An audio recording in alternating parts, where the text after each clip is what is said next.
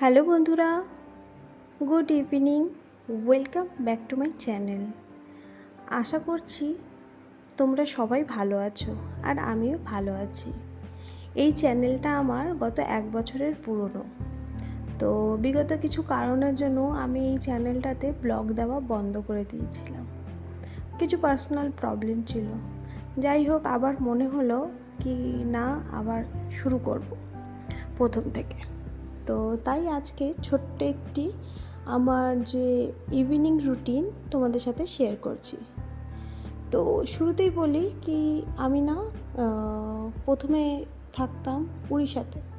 তো সেখান থেকে আমি ছত্তিশগড়ে আসি, আর এখন যেখানে থাকি সেটা হচ্ছে কলোনিতে থাকি। তো কলোনি লাইফ একদমই আলাদা, বলতে পারো কি বাধা ধরা টাইপের। বাইরে ইচ্ছে খুশি বেরোতে পারবে না, বাইরে ইচ্ছে খুশি বেরিয়ে খেতে পারবে না, সব টাইম টেবিলের মধ্যে থাকে।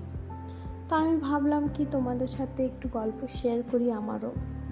আশা করছি তোমাদের এই ভিডিওটি ভীষণ ভালো লাগবে। আর কারা কোথা থেকে দেখছো প্লিজ জানিও। তো এখানে একটা সবজির ছোট দোকান আছে কলোনির ভেতরে, সেখান থেকেই বিকালবেলা গিয়ে আমি কিছু সবজি নিয়ে আসি।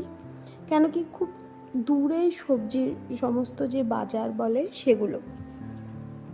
তো তোমরা বলো কারা কারা তোমাদের কাঁকরোল ভীষণ প্রিয়। আমার তো ভীষণ প্রিয়। যেহেতু আমি বাঙালি আর আমি ওয়েস্ট বেঙ্গল থেকে বিলং করি, সেহেতু বাঙালির যা যা থাকে আর কি, তো সব কিছুই এই ভিডিওতে পাবে, মানে আমার এই চ্যানেলে তোমরা পেয়ে যাবে।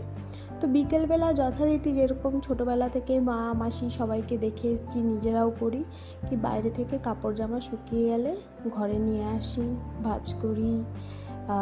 আমার 2 মেয়ে দেখো বসে এখানে টিভি দেখছে, সন্ধ্যার সময় সন্ধ্যাবাতি দেওয়া, সব কিছুই তোমাদের সাথে আজকে ভাগ করে নিলাম। আজকে দুপুরে এই পার্সেলটি এসেছিল, তো চলো দেখাই তোমাদেরকে কি ছিল।